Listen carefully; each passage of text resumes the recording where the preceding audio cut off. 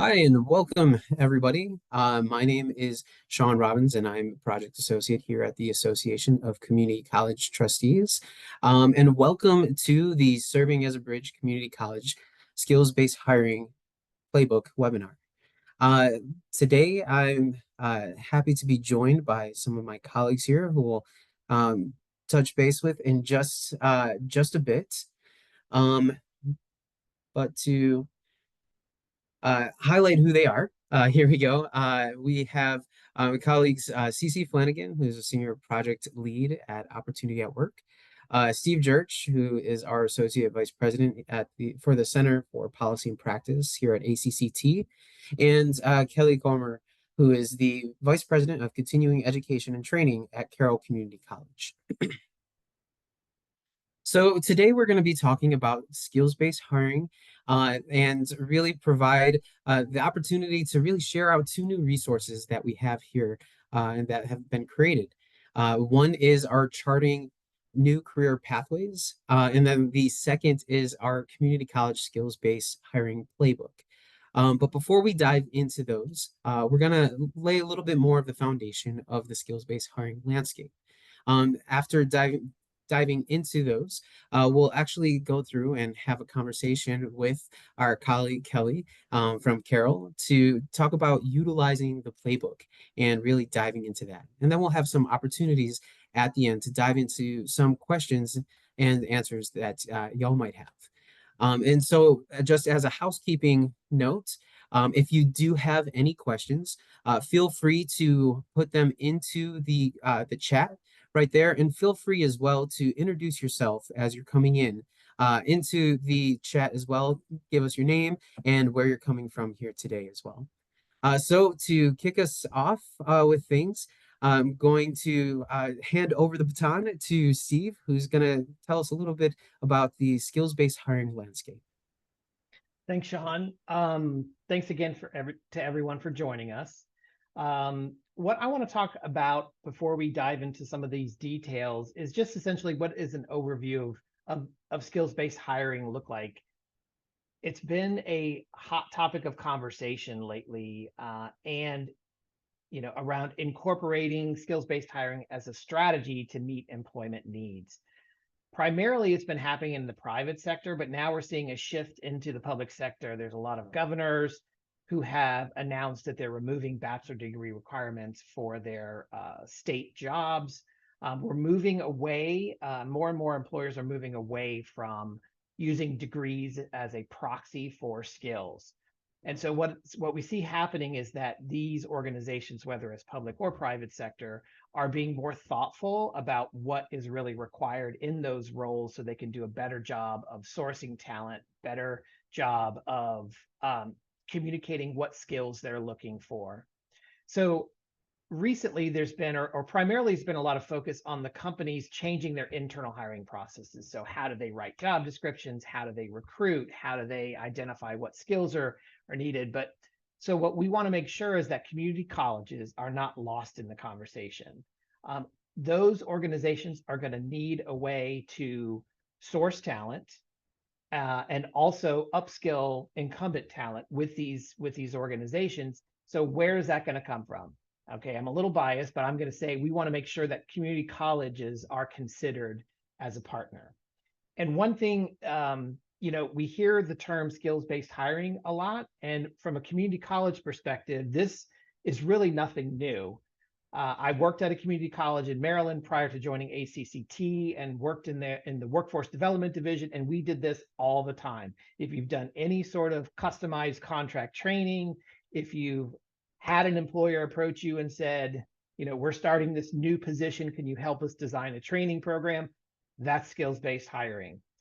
What's happening is we're applying it to a broader set of jobs. And so we want to make sure that the organizations understand why community colleges should be utilized.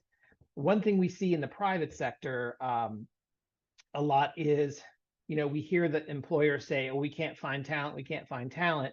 So what we're going to do is we're going to create our own internal training program to our organization.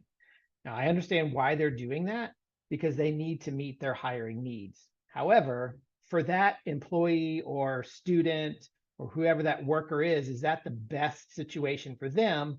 Because, the employer, they are the expert in what they do for their occupation or for their company.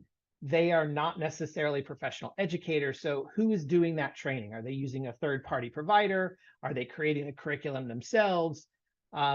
Also, that skill set that employee gains may not be portable, right? They may be tied to that one employer. And so, you're looking at things like what happens if the company goes out of business or moves out of state, or has layoffs. What happens to those employees? And so we want to make sure that we communicate to those employers that community colleges really can do all of that, plus they can provide other things that employers can't necessarily provide. So one of the things we wanted to do as part of this project is make sure that we communicate, remind community colleges on what they can do and how to communicate that to employers. So why should you leverage community colleges as your training partner when you're looking at moving to a skills-based hiring strategy? And again, we're already doing this as community colleges, but that resource that we created helps organize the process, helps streamline, helps facilitate the process. How do you have these conversations? What strategy to apply? Those types of things. I think the first thing we want to make sure that employers know is that community colleges are essentially entirely stars, right? When we talk about skilled through alternative routes, which we'll expand upon in a little bit, is individuals that don't have a bachelor's degree but have all of these skills acquired from a variety of different sources. That's associate degree, that's a credential, that is job experience, that is other military. So community college students are all of those, right? We tend to serve older students, adult working students. Most students have jobs. So you've got this existing pool of talent that employers can tap into. The second thing, as I mentioned earlier, around who's teaching these courses, community colleges, professional educators, right? That's what we do. So, you may not get that with another type of organization or entity. So the experience may be different. The instructors at community colleges come from the industries that they're training for, right? So you do get that industry experience communicated to the students. Another reason to leverage community colleges is economic development, right? Particularly when you're talking about the public sector. Community colleges are very connected to their local economies. They understand what's going on in the community. They already have connections with industry. So if a organization is looking to train individuals in a particular sector, the community college may have resources in that same sector from other employers they can draw upon to help that whether it's the state government or local county government or private industry, to create better programs. So they're already addressing these workforce issues. They are contributing to recruit new businesses to the area. So community colleges can be leveraged when you're talking about public sector, economic development, bringing new industry to a local economy. They can leverage the community college as a workforce training provider, right? So these are all of these types of things go into, making sure community colleges are part of this skills-based hiring strategy. The other thing, a couple other things with community colleges is that any training that's developed is adaptable, right? You can create new programs, you can enhance existing ones, you can meet exact needs of that employer. I mentioned this a little bit ago, but the whole sector, right? If you're a particular employer in manufacturing, there's other manufacturers that the community college works with that you can then leverage those experiences to make your staff better skilled. They can deliver training in multiple formats. There's already quality assurance measures built in. That's a big thing in skills-based hiring is the training any good? How do we define quality? How do we make sure that when you come out of a training program, you have the skills that the employers are looking for? Community colleges have those things built in. Curriculum review, they go through state approval, they have professional development for their faculty and staff. So all of these things sort of our de facto quality metrics.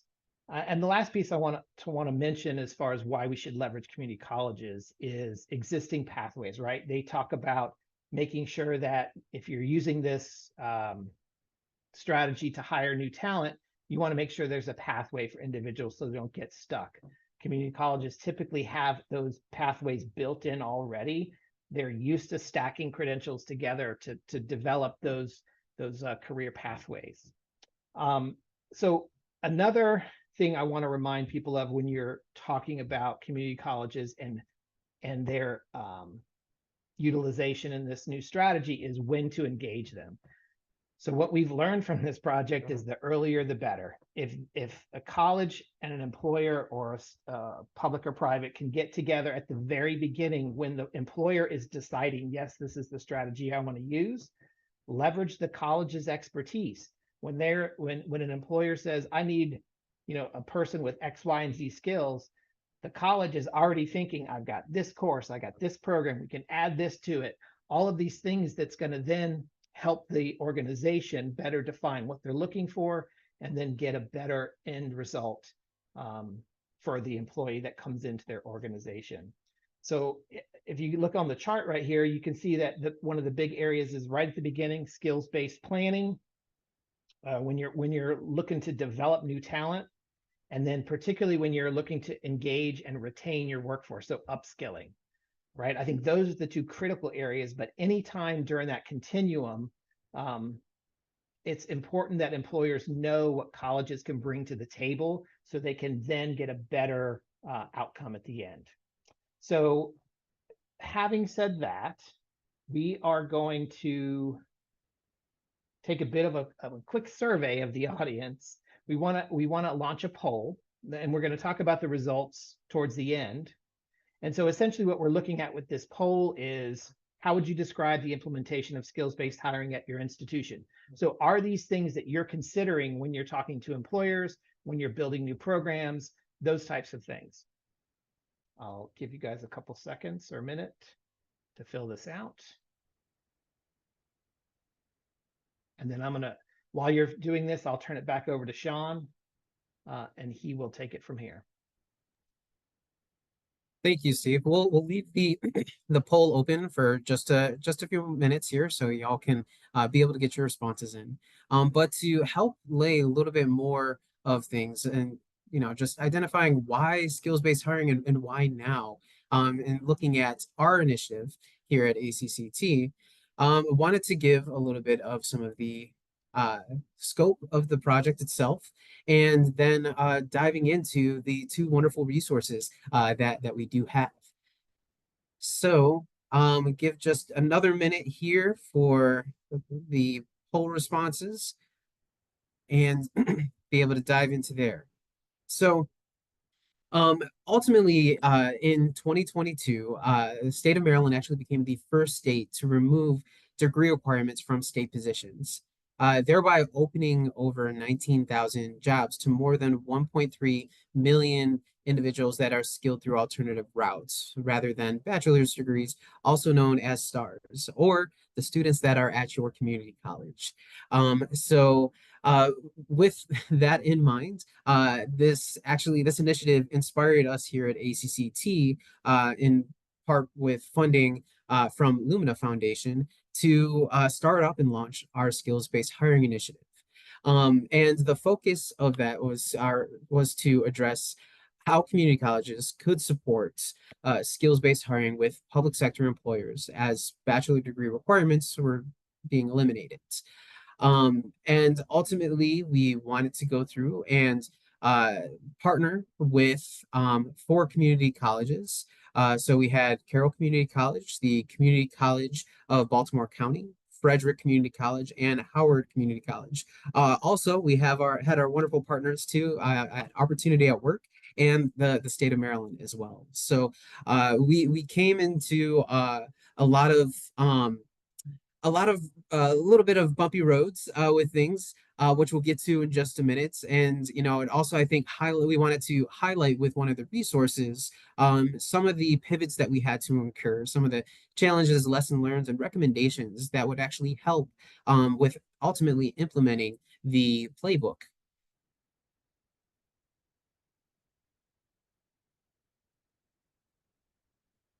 All right. So the first aspect, and I just closed our poll, so I hope you're able to get your response in, but we'll talk about that in just a moment. But the first resource that we have, as I mentioned just a moment ago, is our Charting New Career Pathways, which highlights partnerships that we had with the community colleges in Maryland on skills-based hiring.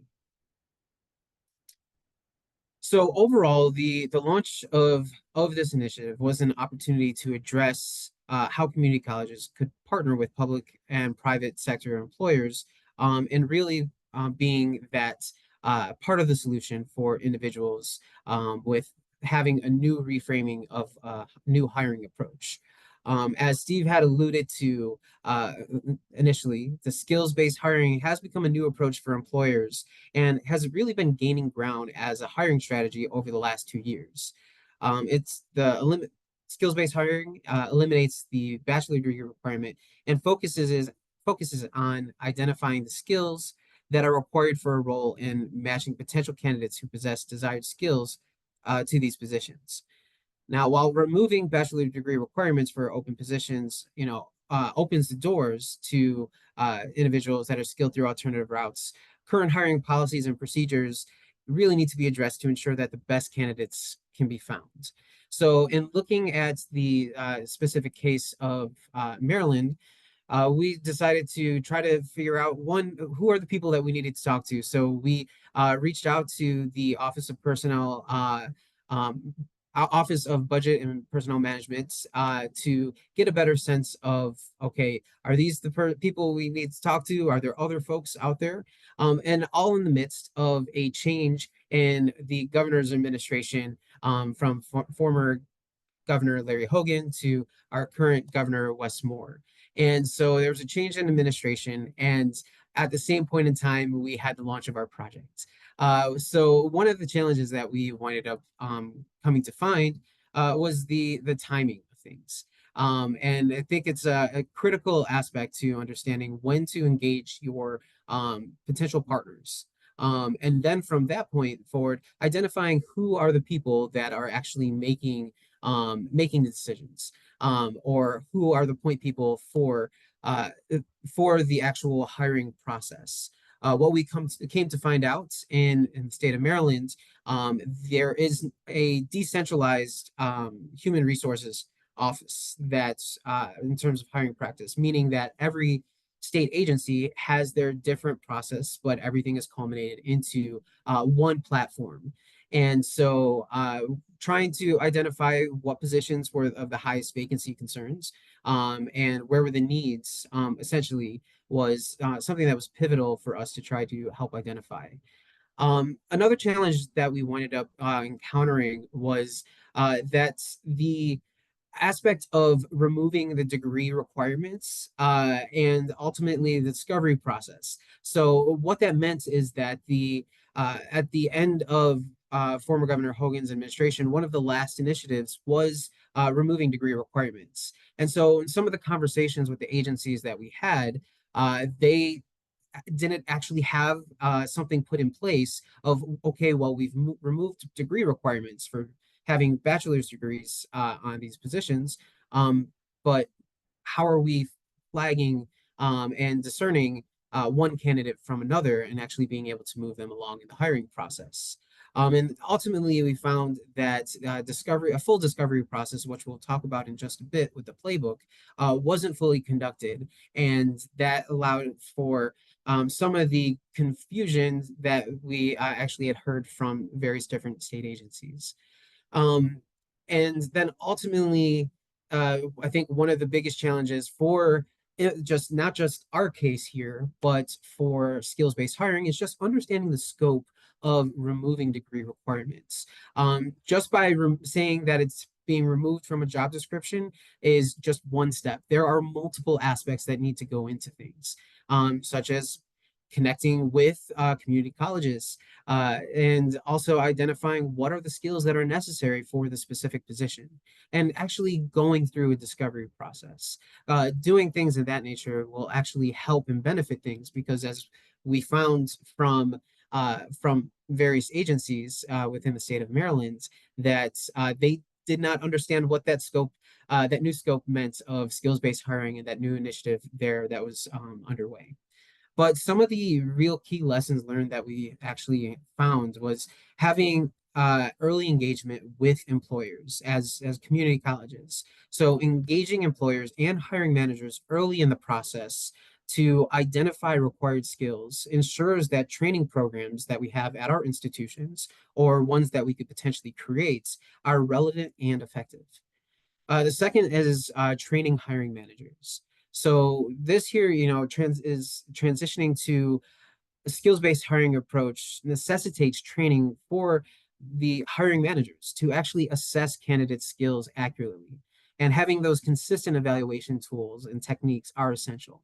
And as Steve had alluded to earlier, community colleges, they have this evaluation process and things and set already there in place. So it makes that type of transition a little bit smoother in the process.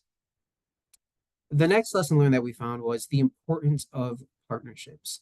And as with many things, partnerships are essential. But here for this work, building and maintaining strong partnerships with government agencies and community colleges is crucial.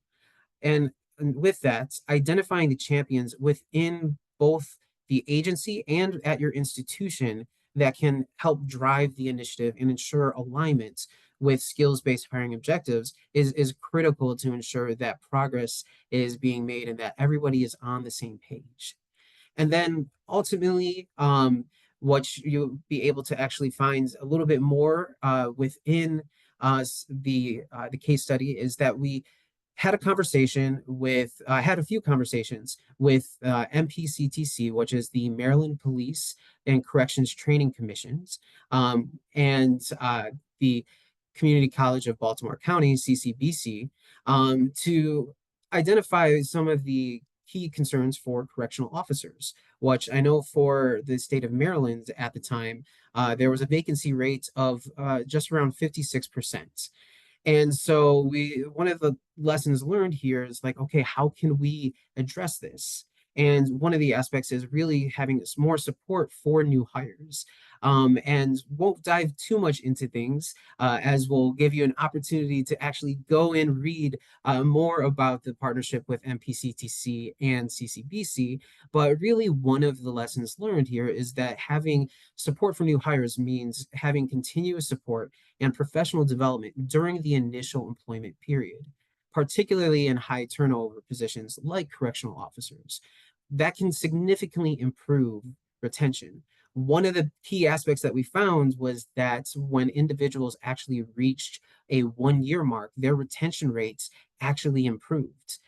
Because from starting to the first 3 to 6 months, there was a huge drop off in retaining individuals. So the one interesting thing that we found is that because certain standards and curriculum are set by the state here in Maryland for these positions, that community colleges can actually play a key role in offering courses to these correctional officers and supporting them within that first year to getting them to that certain mark. So there'll be more about the specific aspects of charting a new career pathways in a case study for Maryland, but we'll leave that to you so you can be able to actually get time to dive into things. What we really want to try to dive into now is our community college skills-based hiring playbook. So I'm going to give just a little bit of an outline of the playbook. And then I'm going to transition over to Cece, who's going to share a little bit about the discovery aspect and resources and the other things that you can actually bring to some of these conversations here. So with the playbook itself, it provides actionable strategies and information to help institutions foster meaningful career pathways and support economic development. It does through we have 5 specific points here.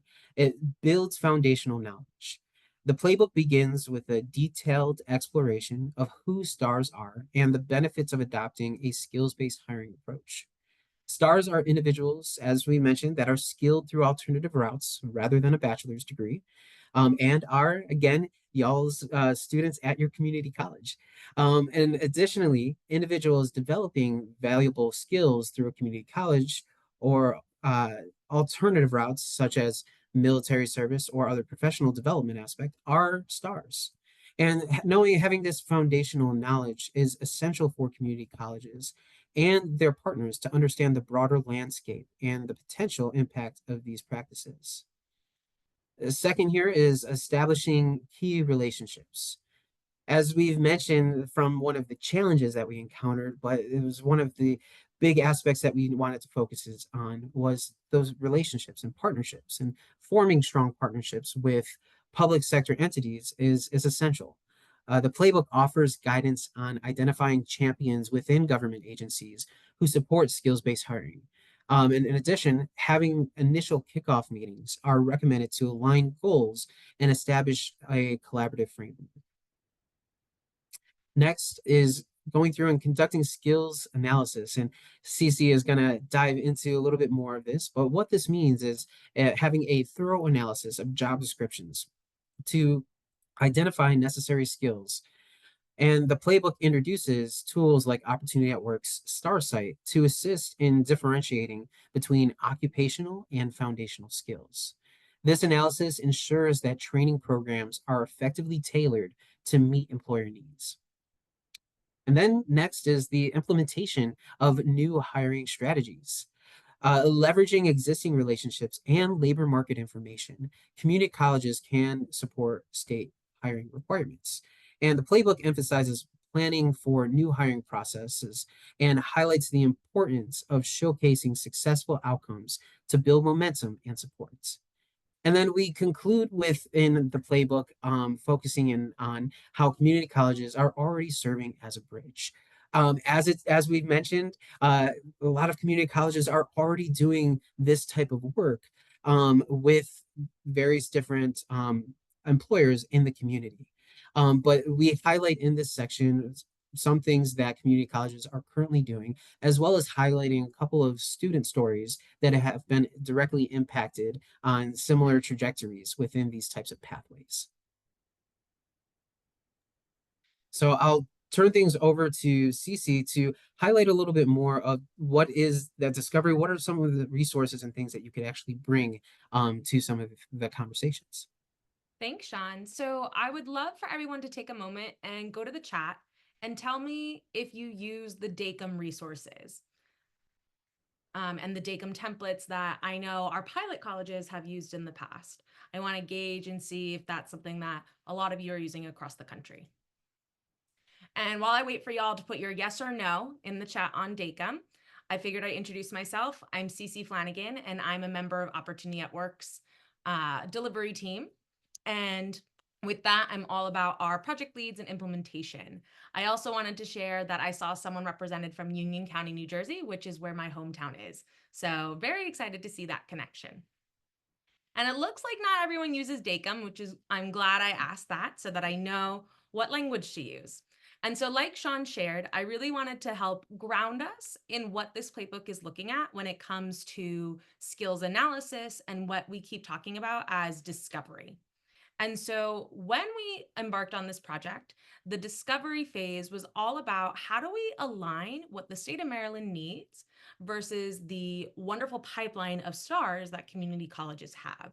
And so we really want to find that overlap between what's a high need job and what's a proven pathway for stars, meaning what is a proven pathway or career that a individual from a community college can build upon in their lifetime. And so the discovery process really focused on four main themes when we were having these conversations with the state of Maryland. It was all about how do we identify the right skills in both the job that they need and also what's being seen across other similar roles in our job market. We also then wanted to look at the state of Maryland's current talent sourcing approach. So how are they getting their talent in their pipeline? We then wanted to look at the current role requirements, and that may sound a little funny, but that's looking at things like, do you need a driver's license? Or do you need to have a background check? And things of that nature that aren't skills based, but are just a requirement of the role. And then finally, we wanted to make sure we really understood what is the overall candidate experience, that time to retention in terms of their retention rates, their onboarding processes, and things of that nature. And so that's what this playbook goes into. It goes into those 4 themes, and within it are some tools to help you have those conversations with a employer partner. And I know this is a lot of what you guys are already doing in your various departments, whether it be career development or workforce development. And really what this playbook is designed to do is just enhance the narratives and help streamline what you're already doing on a day-to-day basis. So what we have on the screen right now is an Opportunity at Work resource called Starsight. And this is a STARS talent strategy dashboard. It's a free resource and it's linked throughout the playbook. And this is where you can actually see data about STARS in your community or across the country. Starsight is pulling from data resources like Lightcast, ONET, the Census Bureau, and the Bureau of Data and Labor Statistics. And so this is really a tool to help you visualize all that data that you're already using in your day-to-day jobs. I know y'all are using information from Lightcast and ONET and all those other resources that I mentioned. This is just a tool to help really, again, enhance that narrative and those conversations that you're having with your employer partners, and to really help your storytelling. And so this visualization tool allows you to see certain skill overlaps and career pathways that STARS, again, via your metro area if you want to select, or nationwide. So what you see here on the screen on the left, my first GIF or GIF, if you will, is this like kind of spider graph and all these bars on the left-hand side that are green. And this is showing you a career called a retail salesperson and what kinds of jobs they're most likely to go into on a nationwide scale. And then as you select the different jobs that someone advances to after retail sales, you'll see that that spider graph changes. That spider graph is showing a skill overlap of the top skills between a retail salesperson and that next career move that you're selecting. On the right, where all the purple boxes are, this is a infographic showing you the most frequently listed skills on job descriptions pretty much everywhere. So again, pulling from Lightcast and ONET, et cetera.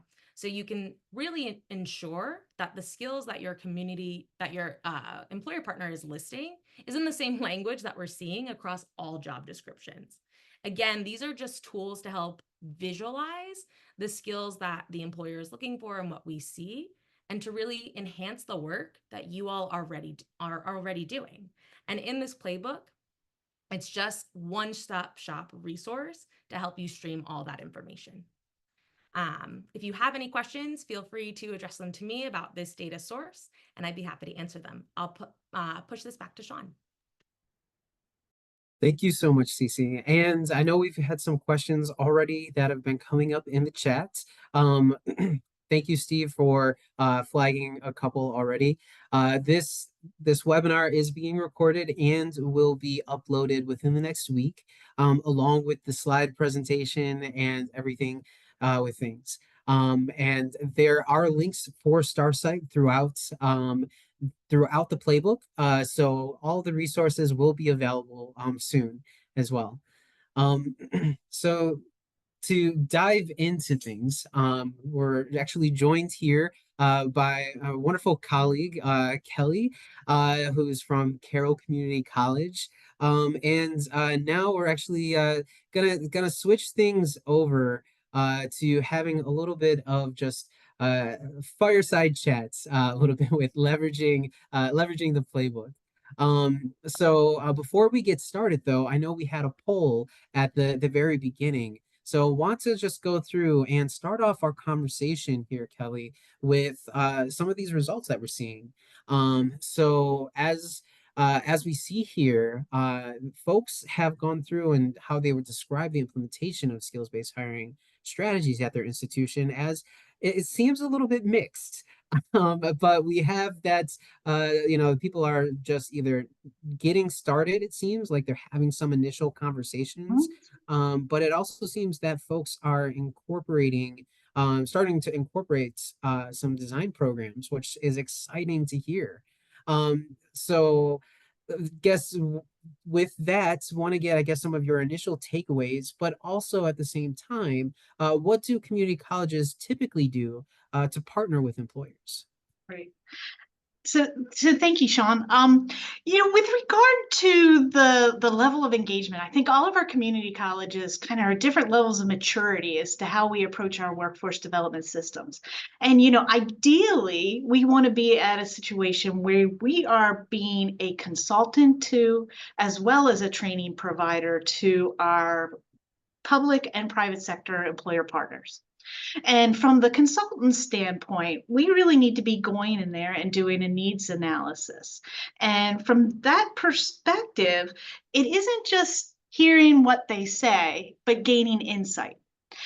Sometimes we hear what we say, and using the case study example, the Maryland Police and Correctional Training Commission, we had this void of correctional officers. But if you talk to them, they said, we need to have more candidates with baccalaureate degrees. When you sit down and you use the playbook and you use the tools like Starlight that CC was talking about, then in that situation, that's where you begin to gain insight. And then as that consultant, you help to develop a highly customized solution to the problem that they are actually dealing with, not the one that they necessarily see on the surface.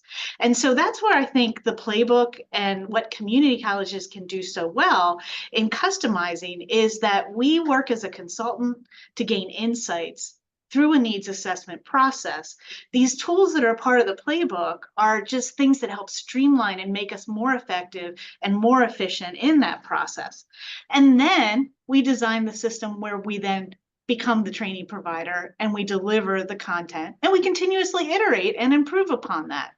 So we're so used to being the training provider, and we want to be giving people off the shelf. This is what we do really well. Let me hand that to you. But what the playbook really allows us to do is to gain that insight so that we are highly customized. We certainly draw from our credit programs that we have. We draw from our non-credit programs. Just like you mentioned before, we have content, we have skills, we have a lot of subject matter experts on staff, but what we do through the needs analysis process is figure out where do we need to hone those resources in a way that's going to be most meaningful to our employer partner. And then we can become that training provider that we know we hit it out of the park. We always do, right? We're really good at that. But it's those extra steps that help us get there that I think are really important when we're working in our partnerships. And that makes us a much more mature institution in workforce development.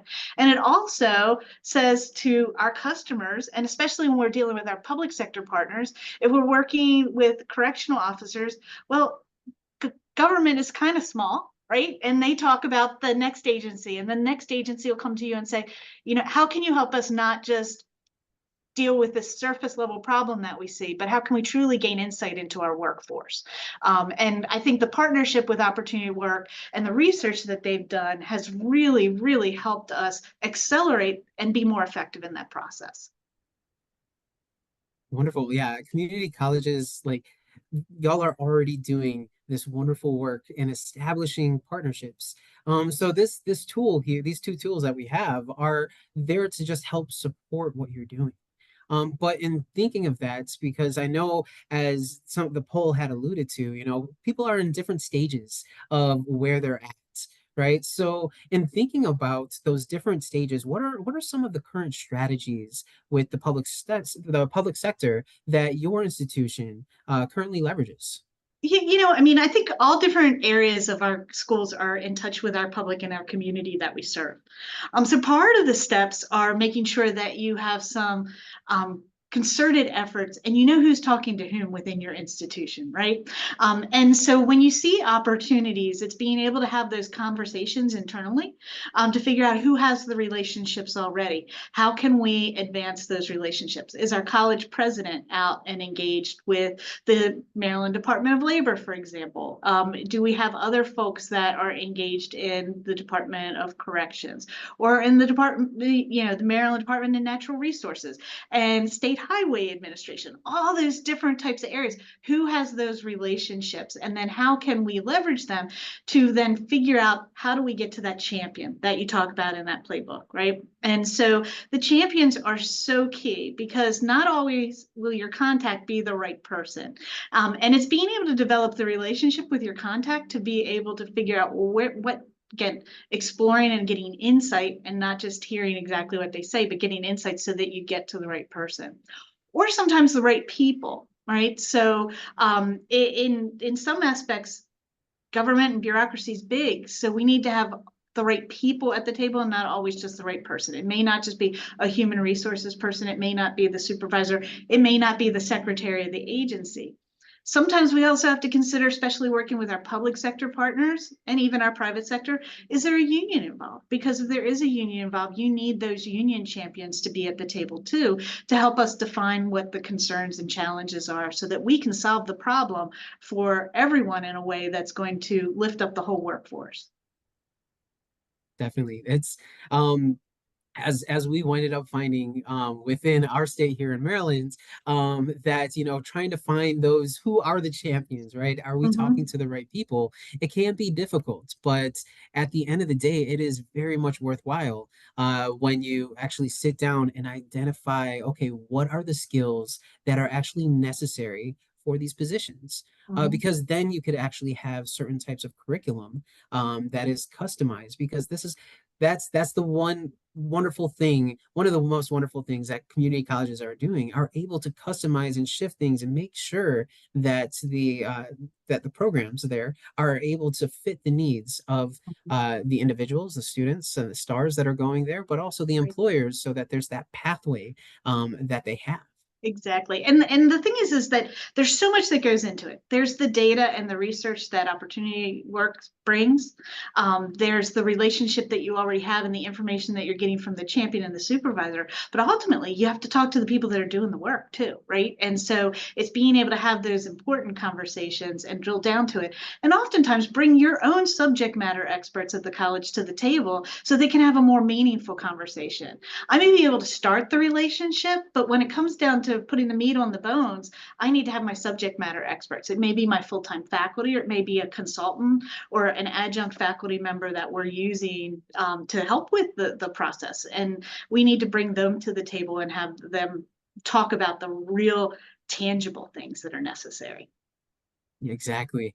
Yeah, getting those people to the table is essential. And so I'm thinking about, once we have those individuals, those champions at the table, how can institutions and individuals, from your perspective, leverage the playbook to help streamline conversations with the public sector and private sector overall employers? Yeah, I mean, I think the playbook really does kind of give you a step-by-step process of what what you need to do from the very kickoff and the beginning, the things that you need to make sure you're talking about, the checklist of the topics. But then I think probably most importantly is working within that discovery phase and giving you, step-by-step processes for being able to do this, the analysis of each one of the jobs, so that you're tailoring your curriculum appropriately. Wonderful. Thank you. And I'll have got another question here for you, but before I get to that, I just want to go back to everybody as well and say, if you have any questions for any of us about the playbook, about the case study, or anything here, feel free to put those into the chat, and we'll get to those in just a couple of minutes. So with that, Kelly, in thinking about, you mentioned some of the subject matter experts, the other type of individuals that, whether it be at the agency or at your institution, what stakeholders outside of that, either within the college or externally, do you plan to actually share these resources with? So I've already shared it with some folks here at our institution. It includes our Dean of Workforce Development and our sales team. And we also have a business and community engagement team. And so again, so that we're kind of all on the same page, we're aware of what the resources are and some streamlined processes. Also, we're sharing it with our local employment agency, so our WIB, because we work hand in hand so many times in referring back and forth to be able to determine what type of incumbent worker training and new worker training is necessary. So I think that having these conversations and having the STAR site and being able to do that discovery, we don't always do that alone. We're sometimes doing that with our local workforce agency sitting at the table because they have the funding that may help to follow through with this training. So we have to look at who are our funders, who are our partners that may be delivering this, as well as our local county economic development agency, because as they are looking at bringing new businesses into our region, they want to make sure that those businesses know that they're going to have the necessary workforce to be efficient and profitable. So if we are working with them and we're all working from the same page, figuring out the same processes, identifying the champions and working with them in a more symbiotic way, it can certainly attract that company and then hopefully result in a long-term relationship while that company is doing business in your region. Wonderful. Yeah, like building those foundational relationships from the very beginning will pay dividends, and then being able to share these resources out, share these connections. I'm really excited to hear that you've already started to share things out.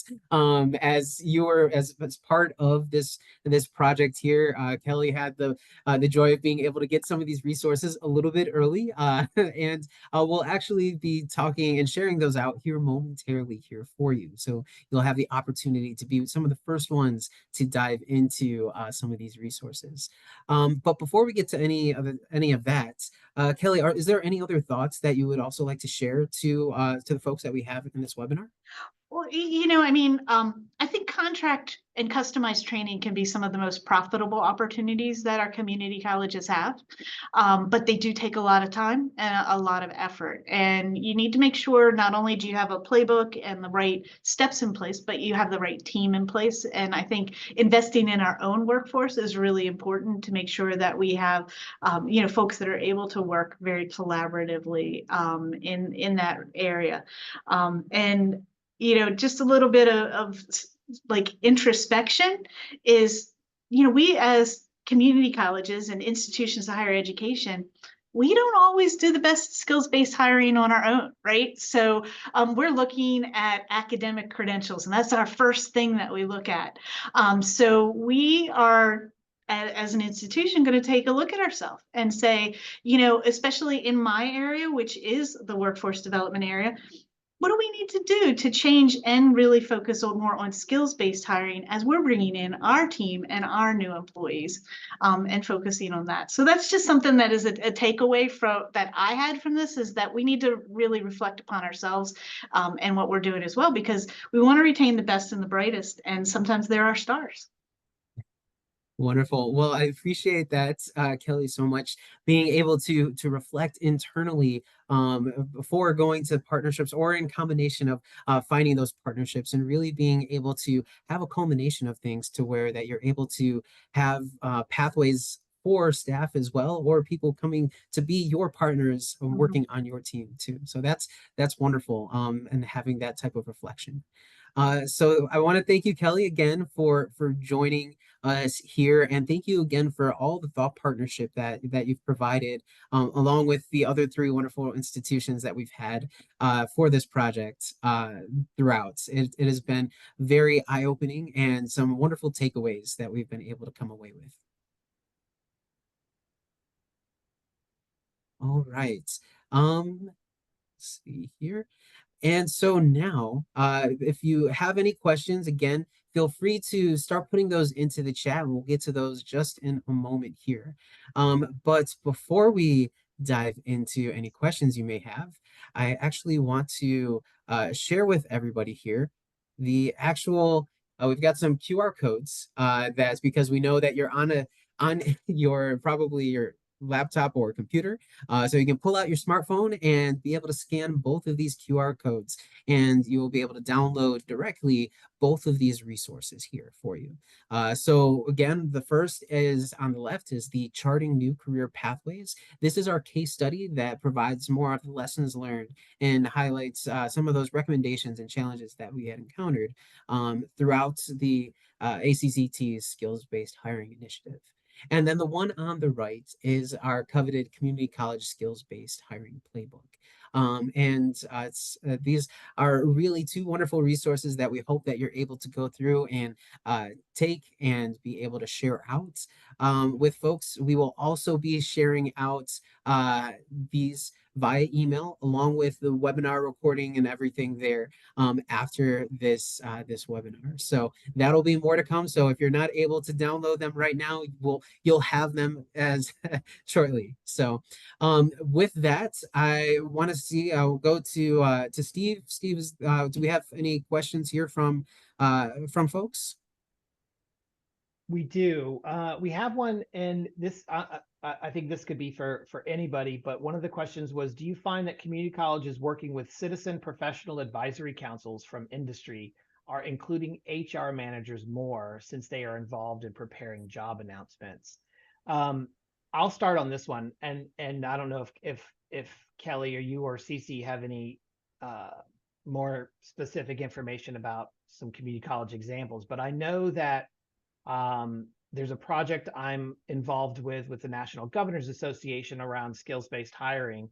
And I can tell you that the states that are in their project are including their HR professionals for a variety of different reasons. We spoke to earlier around that it's not just changing a job description, removing a bachelor degree. It's how do you ask questions to determine, to get to this, identifying those skills? What language can you use in your job postings to be more skills focused rather than degree focused? So I would say yes, in broad terms, that HR managers are included in these conversations more because they need a lot of the training. It's also how to interview different, right? So how do you get at whether someone is competent in something through interview rather than looking at their resume and using their degree as a proxy? So from a general standpoint, I would say yes. And I don't know if Kelly or Cece, if you've encountered anything more specific. I think it depends upon the advisory board, right? And so I see in the chat they talk about citizens professional advisory councils, and that's not something that we have that nomenclature here in Maryland, but we do have advisory councils for our non-credit as well as our credit programs at our institution. We are not a Perkins funded institution, and I think sometimes that makes a difference. And so our institution is not eligible for Perkins funding because we don't have enough Pell eligibility.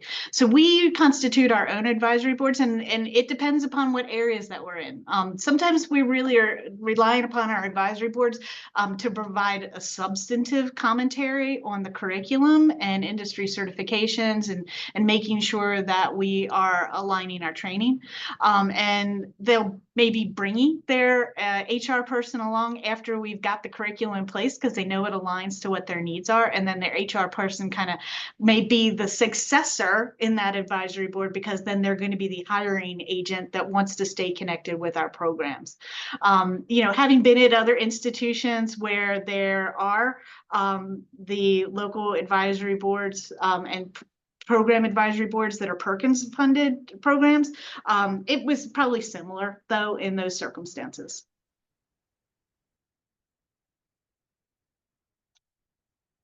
Thanks, Kelly. I am not seeing any other additional questions. Does anyone any participants want to add anything into the chat? Question-wise?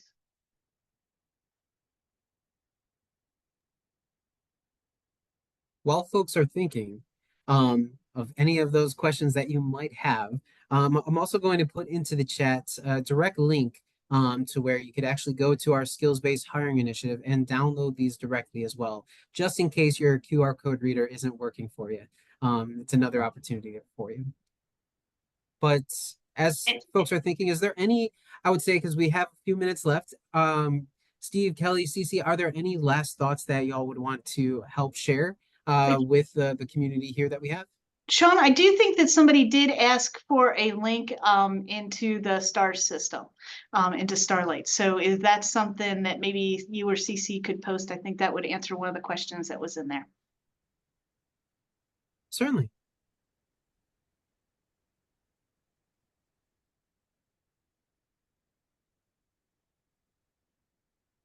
Sean, I just dropped it in our hosts and panelists. I don't have the opportunity to send it to all. Well, thank you. There we go. We've got that out there for y'all too. So you can check out that resource. And again, that's also, we have it outlined within the playbook. So you'll be able to have a little bit more of an idea of what that resource is and how you can actually navigate through it too.